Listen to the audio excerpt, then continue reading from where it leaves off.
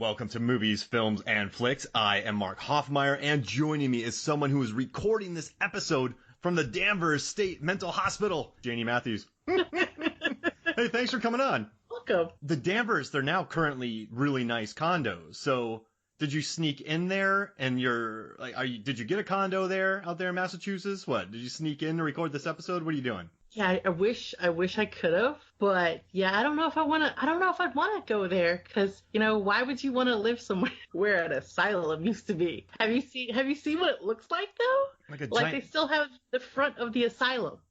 Oh, and it looks like a giant bat still. Mm-hmm. They really didn't change much. I wouldn't do it, even if I couldn't do it. Hey, it's a great condo, awesome rates. I'm like, no, they shot Session 9 there. Get out of here. Oh, it's not even about Session 9. That is originally Hawthorne Hill. Oh, really? So, yeah, Hawthorne Hill was the original judge for the Salem witch trials. That used to be his land. That's where his house was. And then they built an asylum there, right? So it's got all kinds of bad mojo going on. Holy mackerel. Wow. Imagine filming in there. So what I love, too, is, Brad Anderson, the director, he would just drive by this place.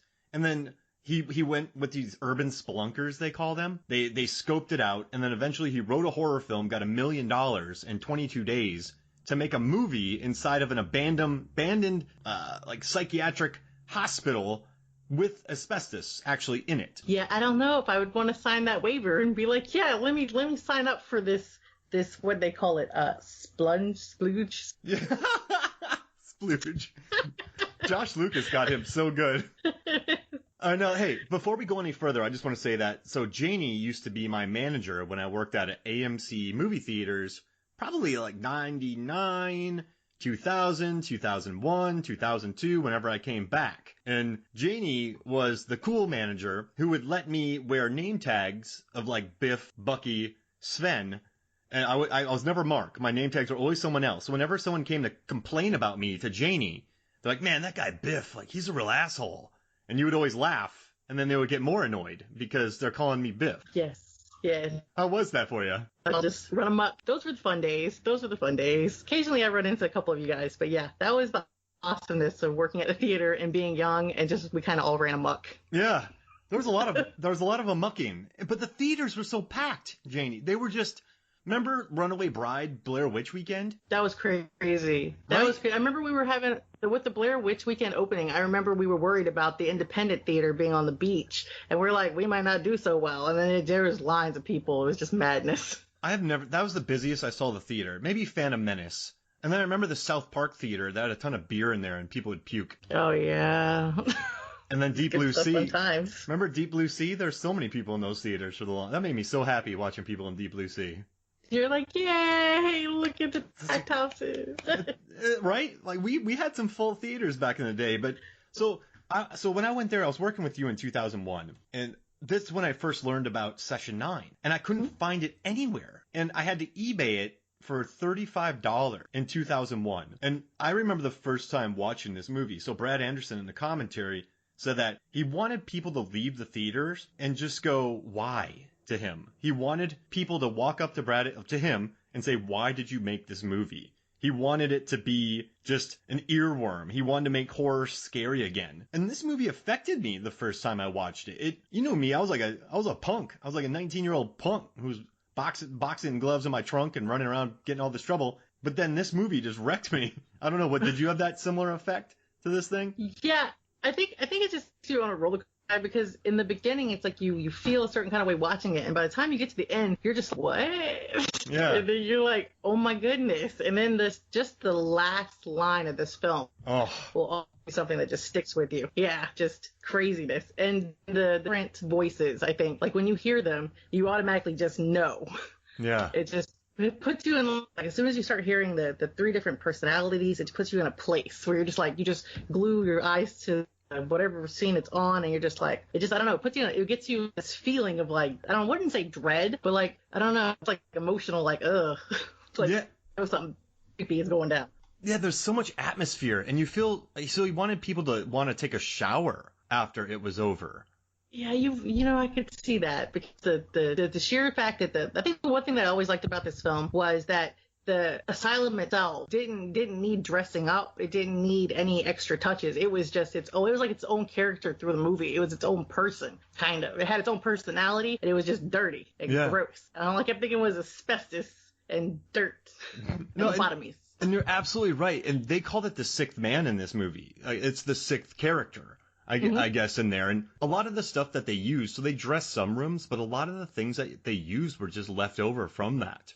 So they didn't have to spend much money on props, which is kind of cool. And they were shooting with a new HD camera. So they were one of the first films to shoot with an HD camera that could shoot at 24 frames per second, not 30. And so they didn't have to spend too much money on lights because it captured the light so much better. So they just timed where they shot each day, knowing where there would be the most light. And they just used this whole beautiful big facility as a character. And something crazy happened. I was listening to this behind the scenes documentary, and when they were shooting at night, when Josh Lucas's character goes to get the coins that were there, and I have a question for you about those coins later, but he goes to get those coins, and he said that something brushed by him and he got really cold, and he went running, and something got knocked into the cinematographer. Her name's Uda Brieswitz. Something got knocked into her eye, and she almost got lobotomized on set from an on-set accident. And Josh Lucas almost walked that night. Yeah, it's crazy, right? That's enough of this. I'm tapping out.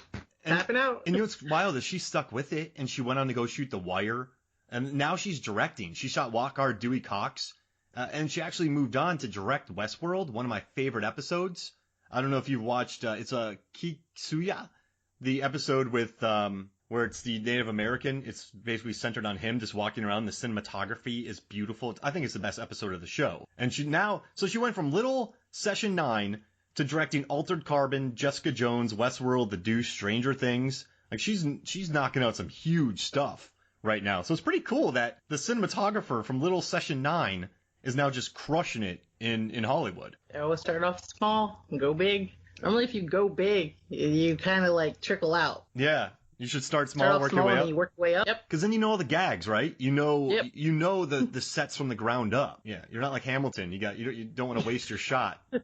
No, I have a question for you. So Hank in this movie, played by Josh Lucas, do you think that Gordon set those coins out for him? Because that was mighty convenient how he found those. You know, I don't think so, because the only reason why, because I've had this conversation with someone before. That's why I brought you on for this. That's why I brought you on for this.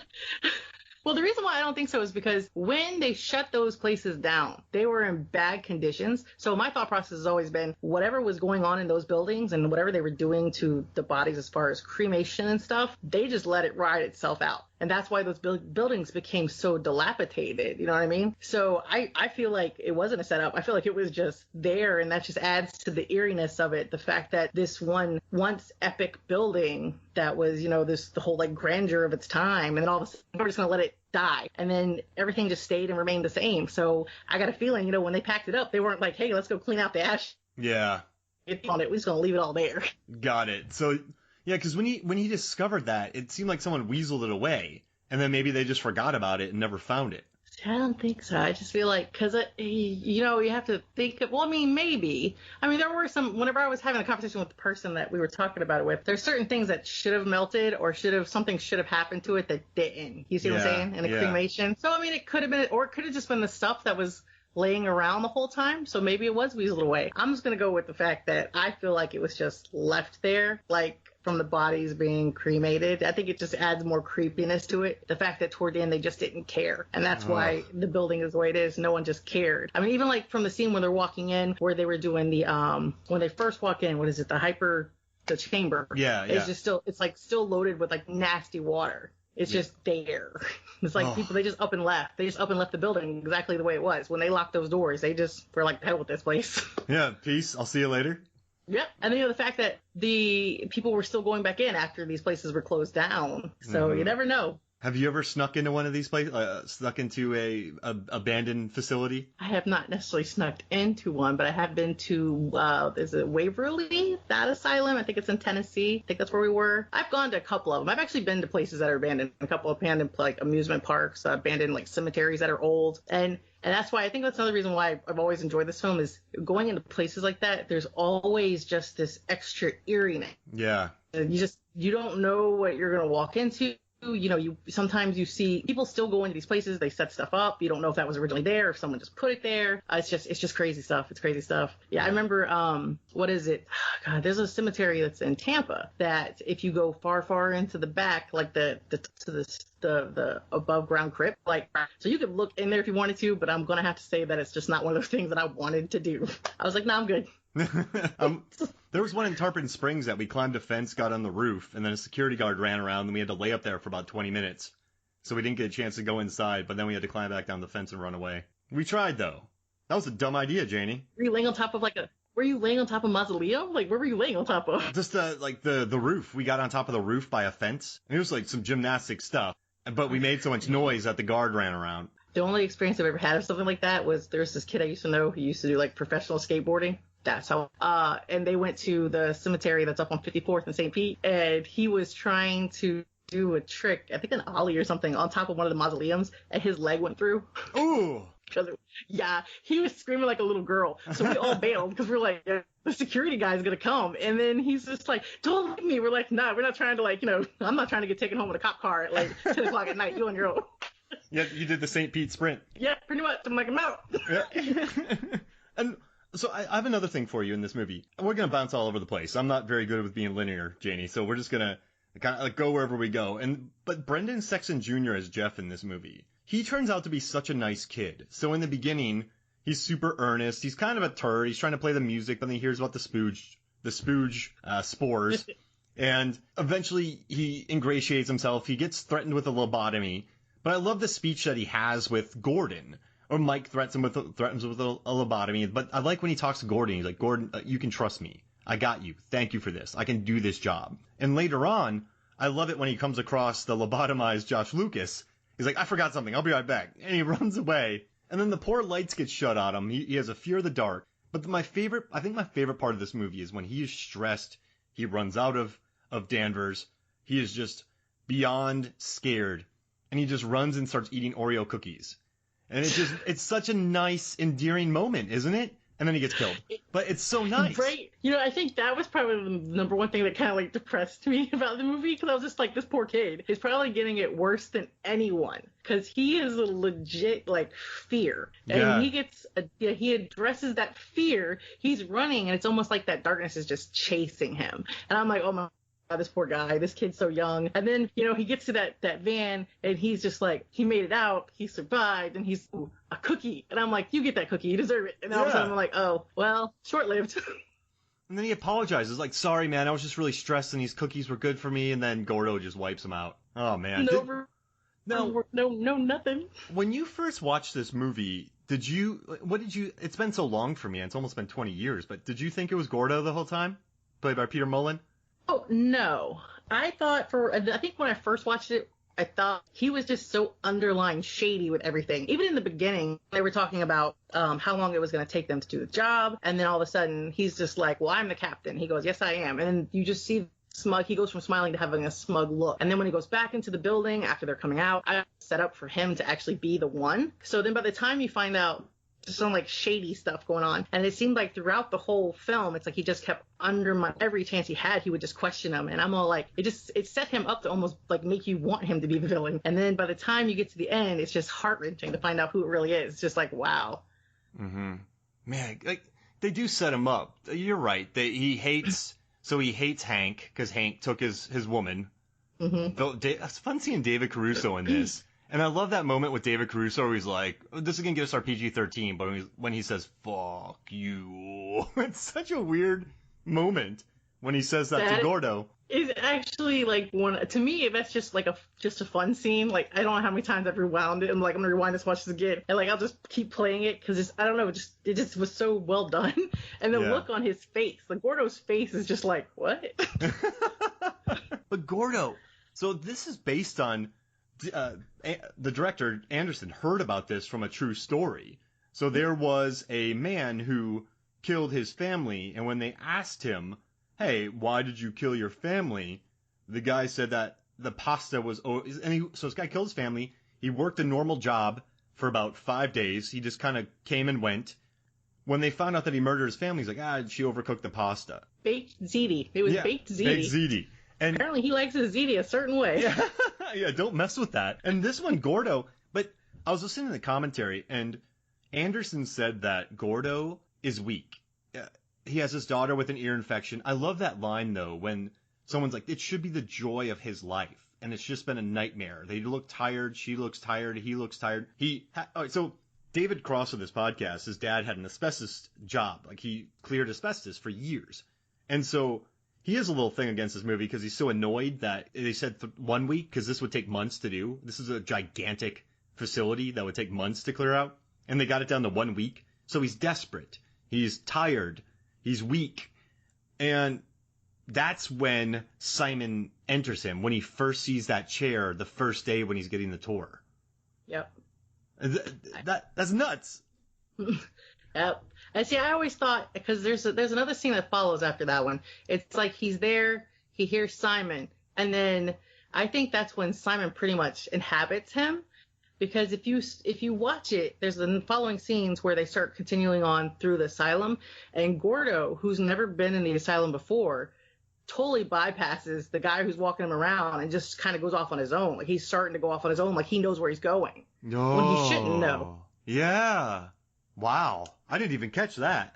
So yeah, that always got me. I was like, that was the moment. And then my whole thought process always was Simon was already implanted from the time that he left that place to the time that he pulled up to his house. And then when he was sitting in the car, I feel like he just blacked out. Yeah. You gave me goosebumps, Janie. Right? And Simon is such an asshole. The voice, oh God, yeah. And just the tapes that lead up to it, and just getting told. So, the original cut of this, I'm sure you're aware, but it was more of a psychological, like, will they, won't they? You didn't know that it was Simon inhabiting this guy. Is he crazy? Is he, does he infect the weak? But Gordo died at the end. There's a woman who's in Danvers that kills him at the very end. And I think they should have stuck with that. Have him die? Yeah. I think they should have, because I feel like Simon's presence was still in there because Mary Hobbs, I think that was her name, she apparently died in the asylum. So Simon was just waiting. He was just waiting for the next person. So if you take Gordo out of the equation, then Simon still inhabit the asylum. Whoa. So what's Gordo gonna do now? I don't know. I suppose wait for the police to come, because he got 2 bodies and a dead dog at the house. And he got, I know, right? Like, honestly, I was like, man, the dog and the baby? Like, wow. That was just, I'm like, I get the wife, but what did a little kid do to you? Nothing. Except for cry and the dog bark. But, like, seriously, the dog? So sad. You can't kill those animals. Yeah, right. But it's just the way the movie. I love how this movie, though, you really do begin to like the characters. So Josh Lucas is Hank. I love the scene where Gordo is like, yeah, go down there and is barely almost Scottish brogue, but he's trying to do a job to kind of get rid of it. When he's go get the red, and he's like, no, you mean the green. You mean the green, Gordo. And oh no, wait, red, right, Gordo. You mean the red, Gordo. And then Gordo's like, oh yeah, right. So Josh Lucas knows this job really well, and he corrects Gordo at moments. And I know Phil is going after David Caruso a lot. I know Josh Lucas is going at him. But he doesn't, in this movie, he's a brat, but I like there's some warmth to him. He ends up liking Mullet Head. He kind of trains him a little bit about how to ride the thing. Like, he's not a bad guy. And that's what I like about all these characters. They get moments, each one, for you to kind of like them. So Gordo's the only one. So the people who do rounds in this hospital, they don't get Simon doesn't come into them, but he chose Gordo. Does that mean the people who have been living in there weren't weak and Gordo was?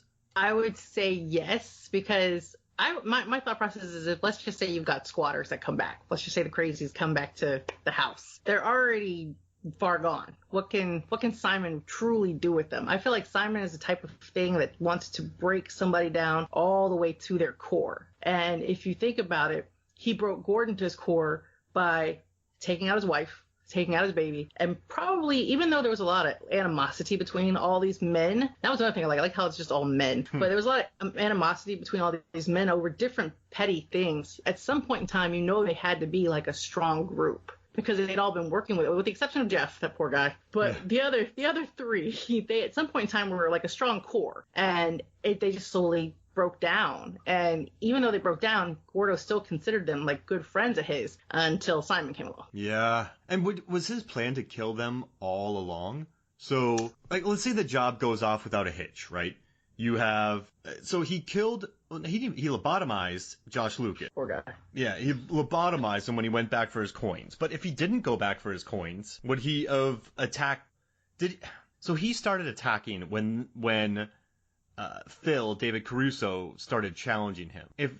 Could they have just done their job and they would have left, or did they antagonize him? What do you think kicked it off this almost final day, or almost when they're at work? Like, what kicked him off? You know, I sometimes wonder watching the film if some of the ways that we're seeing the interactions between Gordo and, let's say, Phil, or even like Gordo and Hank, if those aren't, even though we're seeing it from that point of view, is it not Simon manipulating Gordon to let us see it from that point of view? Oh. You get what I'm saying? So maybe they weren't really acting that way, but Simon is basically getting in his head and making him think that all these things that are being questioned, all these things are being asked, or how people are reacting to things are them challenging Gordon. And then in that one moment when Gordon's like, yes, I am the captain, he feels like they're trying to overtake his ship. Oh, interesting. And then he just starts murdering people. Yeah, and then he's just like, you know what? Simon's like, hey, I got a plan.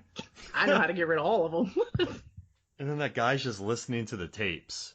Mm-hmm. Well, that's slacker. Like, literally, yeah. I'm all like, yo, Gordo, why don't you check your employees? You got a job that's got to get done in a week. That was like me when Deep Blue Sea. Like he going to the bathroom. That was me when Deep Blue Sea came out, Janie. I will say this, there was 2 movies. I would say yes, probably you with Deep Blue Sea, and then American Psycho. There was a time whenever all you ushers would disappear.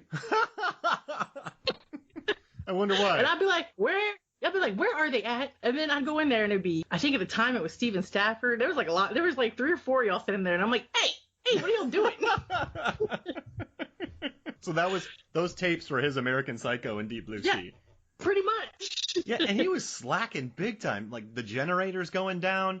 Jeff in this job, he got put, the people slacking put way too much pressure on Jeff. Jeff was just supposed to be a guy who cleans up, I think. Just takes the trash out or sprays things. They were delegating their jobs onto poor little Jeff.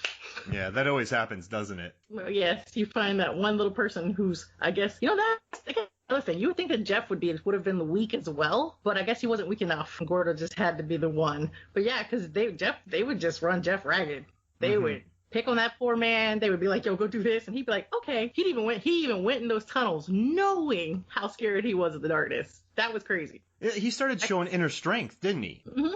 And that could be the reason why maybe Simon would never be able to take a hold of him, which I guess could kind of answer the question before, is why couldn't maybe Simon have taken a hold of someone else? Because maybe they had better inner strength and Gordon was just that broken. Man, I did not see that coming, Janie, at the end when he just starts lobotomizing people for fun. He sure did, didn't he? Oh, gosh. Now, I'm telling you, Anderson said this. He said, I want you to feel dirty. And I can count it. So Requiem for a Dream did it to me. Mm-hmm. Clockwork Orange. This. Yeah, definitely. Mm-hmm. Texas Chainsaw Massacre, the original. I fell asleep during the remake. I didn't like the remake, no. And like I Saw the Devil, which I adore, but all those movies just left me feeling just like I needed to go take a walk in the sunlight and cry. Sunlight. And go eat some ice cream. I need a triple scoop, please. Yeah. But I think that's a highly effective movie. And the people who funded this, they wanted to take out the entire speech that I've been living with this movie for so long. I'm like an encyclopedia of Session 9. They wanted to take out the speech that Mike makes. Stephen Gevenden, he co-wrote the movie as well, but with Brad Anderson. But they wanted him to take that out. That whole joke about how this girl was raped under cloaks, and she all the family members passed her around, and yada yada yada. 80s. Yeah. The 80s possession thing, yeah. And then they realized, why would you take that out? Yeah, and then exactly. But then they realized she was a virgin, and then they sued and wanted tons of money. But they wanted that out. They wanted it to be a hack and slash. And this movie's already short as it is. But you need these scenes to establish that scene makes you very uneasy. It tells a horrible story, but then it's punchlined by a joke, so it alleviates it. But it still puts you in the mindset a little bit of what's going to happen. And is this the truth? Is it not the truth? What is the ending? And maybe you shouldn't trust what you're seeing. Like, it's a good story on multiple levels, and they wanted it out.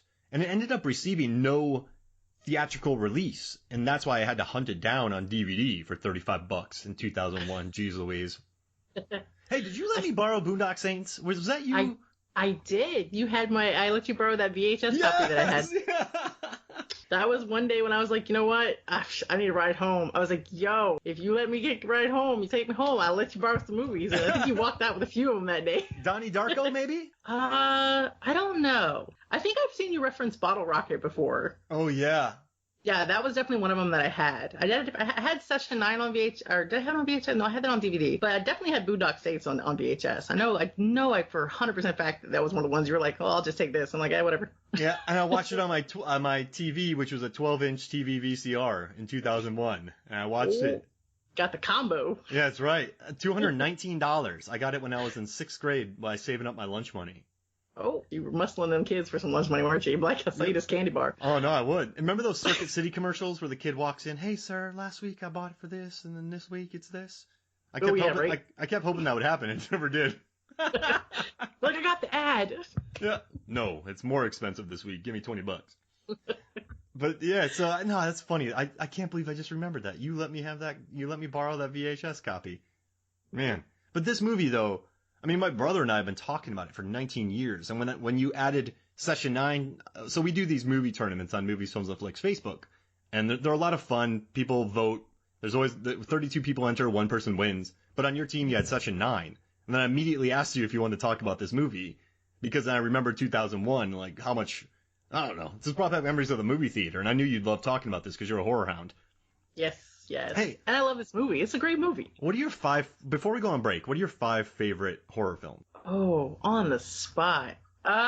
Depends. See, I'm always going on genres. Because, I mean, like, I prefer, like, supernatural, but, like, I'll watch a slasher film. Like, I love The Prowler. I'll watch that movie all day long. Good Lord. If I wanted to throw 5 out there, Hellraiser, for sure. Hellraiser? Yeah, that's definitely up there on my top. The Prowler, because I love Tom Savini, and anything that man does is epic. That's got some good kill scenes. Nightbreed. So I'm more of like a 80s, yeah, see, and then if you want to go genre, and we're talking like supernatural, Poltergeist is up there. For me, I can never say, these are my ones, because I break it down into different categories. Like, we're going to go vampires, then we're talking like, Near Dark, Blood and Donuts, stuff like that. So, yeah, it's hard. You can't ask me that question, that's not nice. Okay. What 5 have you watched the most? Which 5 have you, or what 5 have you watched the most? Well, in the last 2 weeks, I've watched Session 9 multiple times. But yeah. Session 9 is up there. It is one that I do watch. I watch at least once a year. So there are certain movies I watch once a year. So I would say Session 9 would be one of them. Hellraiser, the first one, always, because freaking Frank bugged me out as a child and still does. Good Lord. Let me think. So we have Session 9, Hellraiser. Yeah, the original, I'm telling you, it's hard for me. It's really hard. Nightmare on Elm Street. I love the original, like the very first Nightmare on Elm Street. That'll always be. That was actually the first movie I ever saw in the theater, and my grandfather lied to my grandmother about where we were going. Oh, that's awesome. Yeah, that was actually very traumatizing, honestly. The remake of Night of the Living Dead. Oh, that's so good. Yeah, that's another one up there on my list. Hey, Savini. They're so slow. We can just walk around them. Oh, and Phantasm. Oh, Phantasm. Yeah, and I think my 1 year that I could probably have died and been like, I am good, was when I saw Tom Savini and the tall guy. Oh God, what is his name? Anyways, the guy from Phantasm, the old dude. I actually met both of them at a Fangoria convention, which was so low budget it was terrible, but it was nice to meet them. Oh, that's cool. Have you ever watched Night Riders, directed by George Romero? I have not. My brother's been trying to get me to watch it for a long time, but I'm just like, I don't have time. So the reason why I watch them, I'm not gonna lie, the reasons why I watch the movies that I watch is because of my brother. He would just bring these movies home and be like, here, watch this, and I'd be like, what is this crap? And inevitably that's what molded me into what I am, I suppose. But yeah, that was one he's always recommended, and he always tries to shove it at me. I actually might have it laying around somewhere. If you're a Savini fan, you need to watch it. I'm gonna have to hit it up, I guess. Right. I got 2 more days left of vacation, so let's see. Nice. All right, hey, so how about this? Let's take a quick break, and then we come back, we'll talk more. Session 9. How's that sound? Welcome back to Movies, Films, and Flicks. And Janie, why do you like this movie so much? We've talked about it a little bit, but what draws you to this movie? What is it about it that you just love? I like creepy places. Always have. I mean, it's honestly what any movie that has, like, I remember when I first saw the box for Session 9 at Hollywood Video, and I'm all like, oh, that's a wheelchair. And I'm like, that guy's in a hazmat suit. Well, this looks kind of creepy. Let me grab this. And then to find out that it was like an old abandoned asylum, I'm like, oh, this is just icing on the cake. So that's what drew me to it. And then just the initial story and the slow build up. When I remember when I first watched it, I'm like, man, where is this thing going? And then by the time I got to the end, I was like, yes, this is what I like. Because it puts you in a headlock, does it not? It really, very rarely do I watch horror films, and I know I've talked about this before. I walked around during the day and ate ice cream, but movies that just tighten the vice on you, and I think that shows the skill of Brad Anderson as a director, because he went on to make some really excellent films. So Brad Anderson, he also made, I love The Machinist. He was in Trans-Siberian. He directed Trans-Siberian. I really dig that. He did Vanishing on 7th Street. I'm a big John Leguizamo fan, so I'll promote that whenever.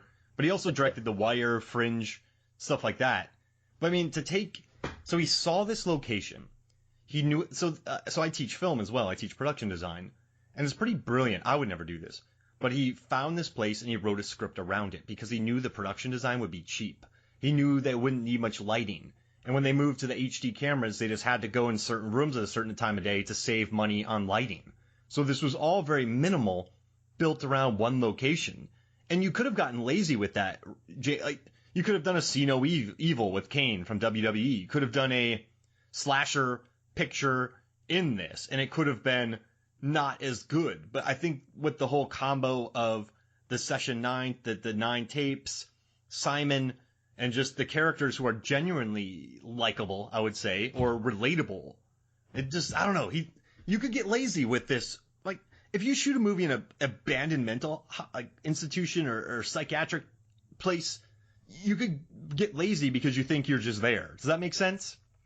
Yeah, I mean, the thing I think I like the most about this movie is it's got an unsettling feeling, and it didn't. It's kind of like you said, you didn't need a slasher, a slasher going around killing people. You didn't need to see the entity of something. You didn't need the jump scares. This movie's creepiness came from the location, and just watching just every shot is done so well, and the music or the behind all of it. Yeah. It just all works great. And it gives it its own build up. And I think that's why I've always enjoyed it. Because I'm just like, you can watch this thing scene by scene and just still like I guess you say, that dirty feeling. Yeah. It just gives you this like gut wrenching, like, ugh. Does too. And he really wanted to tell a story with sound too. So when you watch it again, just the way the tapes, the voices worm themselves into your ears. And just the little jump scares where he's like, hello, Gordon.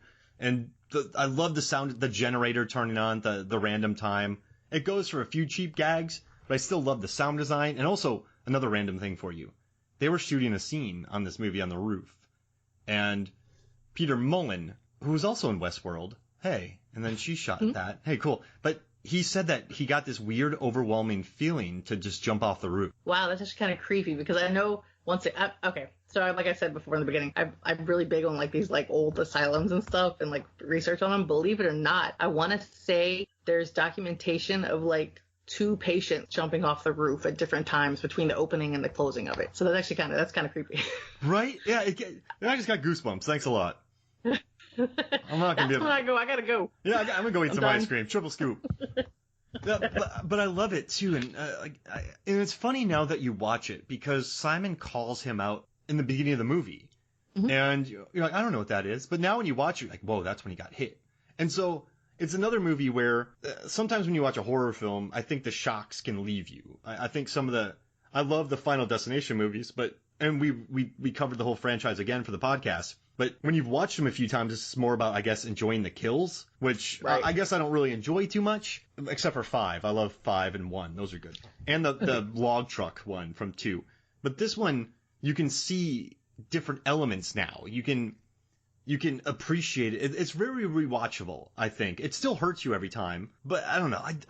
This is the kind of movie I like, where it's good act, low budget, smart camera work, excellent cinematographer, good sound design, and it's effective on a budget. Like, these are the movies that I like teaching to my students, because as much as I love big Marvel movies, they've transcended. They make so much money. People love them. They've found a great formula. But I love teaching these little buggers that just are super effective. Does that make sense? It does, because I think with not that they have to try harder, but I think that they hide more in them. So it's not like you're not, like you were saying, like with the Avenger movies and stuff, you're expecting the explosions and you're expecting the fight scenes and you're expecting all that. With movies like this, and this is what makes it rewatchable, is you catch little things every time you watch it. Like at the end where he's sitting in the van and Phil calls him on the walkie-talkie. There's no static, which means Phil never called him to begin with. But I did not catch that until I watched it like 2 days ago. I literally wound it back twice, and I was like, there's no static. I was like, hold on. That's just like little things like that. And that was even like, rewatching it and seeing Gordo go forward when they were going through the beginning, whenever they were showing them around. I didn't catch that until I don't know, probably like the fourth or fifth time that I watched it. So there's little things just hidden throughout this film that if you catch it, it adds to the buildup. And for movie nerds like us, when I teach stuff like this, I'm like flexing in front of my students, like, look at that scene, look at that. And I'm like, Mark, it's a 3-second moment, but I'm like, it's so good. Did you catch it? Yeah. Hey guys, watch this. Like, Mark, stop. They're like, really? You're like, yes, it's important.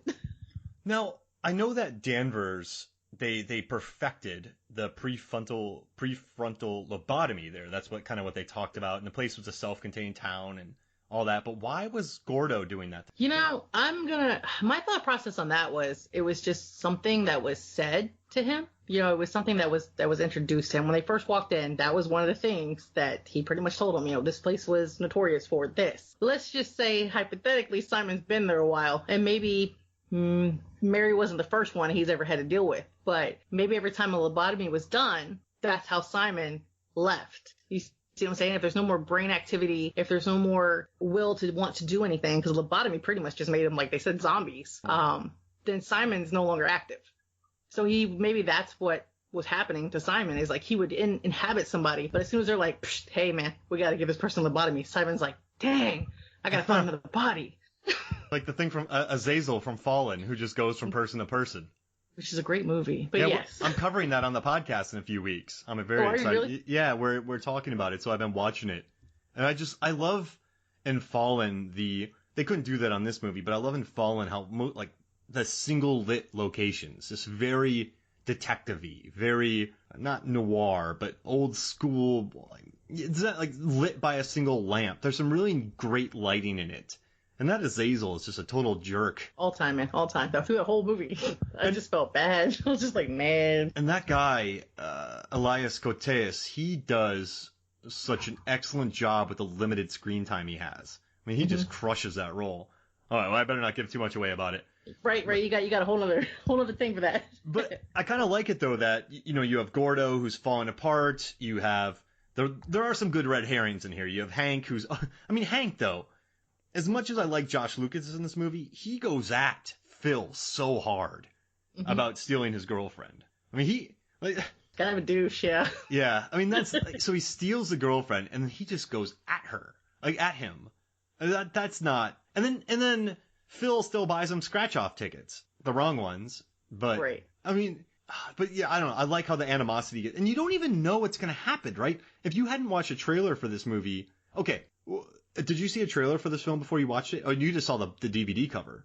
Yep, I was just walking around Hollywood and I was like, you know what? I'm going to rent this. Yeah, and it's hard to know what to expect. So you're kind of wondering, there's this animosities between them and it's just Gordo.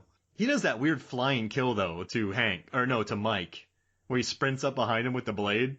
Oh yeah, God, that was like the worst. And you know what? I feel like sometimes I kind of feel bad for him too, because I'm thinking like, what did he really do? He was just trying to find his way out, and all of a sudden, dude just come running up on him. I'm like, oh, poor guy. Yeah, he got lit up, but he was listening to the tapes because he didn't even unleash the tapes. Do you think that? Okay, so Simon wasn't Gordo, but Josh Lucas gets kind of led to coins, and we know that he's a gambler. Hank is a gambler. We know that Jeff is afraid of the dark, and it ends up a generator going out when he's down there. Does Simon also lead these people into doing this?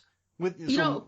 I would say yes, because if there are flashback scenes where you see Hank and his girlfriend, who used to be Phil's girlfriend, the flashback scene, she's screaming at him. He's just sitting in the chair. He has so much, I guess, hate for or whatever to Phil, or he just wants to stick it to Phil so bad that he's willing to stay with this woman. And then you got Phil getting intoxicated at the bar. I mean, they show like everybody's like what's personally going on in everyone's life. So I think that Simon kind of played off all that. So like, I mean, I think, if it was a setup, I feel like who would have set the money up for Hank? Was it Phil? If Simon was in Phil, who's to say Simon really wasn't bouncing around from all of them, but poor Gordo got the worst of it. Yeah. Wow. See, I always thought about that too, because it's like everybody's weaknesses got played upon. Like for Phil, it was always about Hank and him taking his girlfriend. For Hank, it was about making that big money and finding that payday to get out, and I don't know, I just felt bad for Jeff because he really didn't have anything going for him. He's so nice. He's such a nice kid.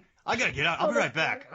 He eats those Now, I was reading something here. I did some research, and I read this in the reviewing of the film for the 2003 edition of the year's best fantasy and horror. Edward Bryant contends that Simon is not necessarily an alternate personality of the former patient Mary, but rather a malevolent genius Loki, but he spells it Loci. He also points out that the deleted scenes included on the DVD help fill out the narrative, which I would maybe a little bit, but yeah, it's a demon, right? It's not like a DID, right? It's dissociative identity disorder. It's a demon in her, right? It's not the malevolent alternate personality, would you say? No, see, I think my interpretation will always be that it's a demon. I think that maybe she did have the personality disorder, and I think that the two that were there probably existed there all the time. But with everything that happened, it's kind of like the last line of the movie. When her whole situation happened, her brother and all that fun stuff, that's when Simon just kind of slipped in. Simon, I think, is just in everybody at some point in time. It's just how far are you willing to let Simon go? Whoa. I think that's where that Loki thing comes, because I think that's more of a... I was looking at that too. I actually had read that years ago whenever I was looking up like different... Because I've always tried to like look at other people's point of view when it comes to this movie, because you can interpret this so many different ways. And I just remember thinking, that is a possibility, but I'm always just going to go with that. It was a demon. Somehow it got into her, and then now it's stuck in the asylum, which is now condos. Oh gosh. It's wild. And yeah, listen to these tapes, man, that got me. I don't know what led me to this movie though. I had a weird calling for this movie, which, well, you know me, I watch everything when I was there. I mean, I was going to Tarzan and watching Disney because if you love film, you should watch everything. So I just heard about this little movie that got released in 2 theaters, and that was it. But I had a weird thing just saying, Mark, pay too much for this movie. And you got called at Hollywood Video to watch it. Kind of random, right? Right. Just walking around and just being like, let's see what this is. But it's still one that I still push this movie on people. I'm like, just watch it. Just get past the slow pace of it and watch it. Yeah. And just the chair, too, that he built the thing around the chair that he wanted right there. Oh, man. I do love that line, though. It should be the best. It should be the joy of his life. The daughter. Yeah. But I guess that guy has never had a kid who just cries 24/7. I don't know if I could handle that, honestly. Yeah. I might be like Gordo. Sorry. What was Gordo? So like what led Gordo? Just it seemed like there were other companies that were under. So Gordo did things right, correct? He would say, I will do it in 2 months for a high cost. But then there were companies that say, we'll do it in a month for half or a third. And so he was losing money and then not sleeping. And do you think that kind of led him to that? Do you think he had more going on? I think it had a lot to do with strain financially from his job, strain of the kid, strain of his marriage, and it all just boiled up and it broke him. And literally boiled. Yeah, big time. Very good one. And then, by the time he gets to the asylum, he already knows that if he doesn't get this job, then he's done. His whole business will go under. It's going to tank. So he's standing in that moment, and which is a great scene, where he's just staring at that chair, and that's when Simon's all like, ooh, I got me a fresh one. Yeah. Oh, man, stupid Simon and stupid Spooge Dust. Yeah, right, stupid Spooge Dust. But that's... Apparently the Spooge Dust likes John Tesh and Janie, though, so... That's ridiculous. I think it's so funny, too, though, that he said that he was going to clean that place in a week. if I was taking bids and someone looked at me and said I could do this in a week, I'm like, get out of here. If someone said to me I could do this in 8 years, I'm like, okay, you're hired. Because that's a massive facility. What were they? What? Like they were supposed to take out entire tiles and entire well. But were they doing the whole hospital? Yeah, I guess it's one thing I never paid attention to. I didn't think they were doing the whole hospital. I thought they were just redoing. That's why they were supposed to stay off the wing. They were just doing the tunnels, and then the main part. I guess what would be the bat body part. Oh, because that they would were be going to that use it guy's as the office. town, whatever.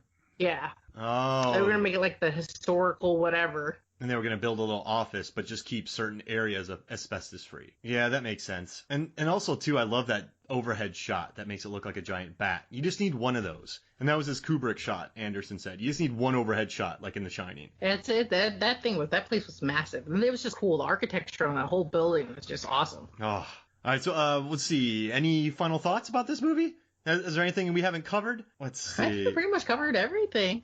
Yeah, I mean, but it's just, I don't know. All right. 3 favorite moments. Let's do that. I want to hear your 3 favorite moments about this movie, and we'll send people off on that.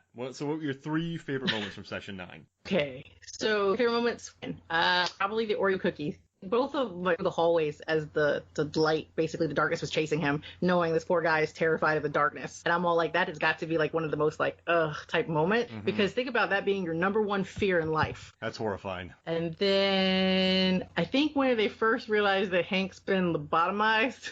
Oh, gosh. That was fun. He was sitting there in his underwear? He's got his little sunglasses on, and he's just got his little thing in his eyeball, and I'm like, oh man, it sucks for you. Yeah, those are some. All right, I'm gonna say Oreo cookie. I'm gonna say I'll be right back when he leaves, and then him running from when the light's turning off. So all my favorite moments involve Brendan Sexton Jr., who I also love in Empire Records, and Welcome to the Dollhouse, and Black Hawk Down, and Boys Don't Cry he's in too. Yeah. And he's definitely an actor that he hides. He's like one of those hiding actors. Like you're like, oh, it's that guy. Yeah. And he popped up in Russian Doll recently, too, with Natasha Lyonne. So he keeps working. It makes me happy. I love that show. That was a great show. I'm surprised he's never been in... Oh, sorry. He's never been in a Larry Clark movie. Mm-hmm. Does he seem like someone that would be in Bully or Kids? Yeah, most definitely. Definitely like Kids. I definitely could see him in Kids. Oh, man, that movie. Jeez Louise. Oh, that's a whole other one. Oh, brother. Yeah. I'm not covering that. No, but I will tell you a funny thing. Where I work, there's a guy on a skateboard. He has no legs. So he uses his skateboard. Oh, really? Yeah, most definitely. Yeah, nice. Working on the south side, fun stuff. Oh, I bet. Jeez Louise. St. Pete? Yep, for life. Have you seen Spring Breakers? You know, I have not. I have been told to watch that, though, just for the sheer aspect of it. But I'm like, St. Pete. Is it worth a watch? Okay, it's a Harmony Korine. He's a Larry Clark acolyte. Okay. So it's very hyper stylized, but it's St. Pete. They filmed it in St. Pete. You gotta watch it. You'll recognize the streets and some of the parties and stuff. You'll know. You'll see it and be like, yeah, that's St. Pete back in the day. I think it's the Berg. Yeah, the Berg. Oh no. Well, hey, thank you so much for joining me. I'm glad we did this. This was fun. Oh, yeah, most definitely. This is good. I can actually get this movie out of my head now. It's been in my head for a long time. It'll never leave your head, Simons and all of us. Oh, bro. Oh, no. Thanks a lot. All right. I'm good to go here. So for me, Mark Hoffmeyer, and for Janie Matthews, this is Movies, Films, and Flicks. We'll see you next week.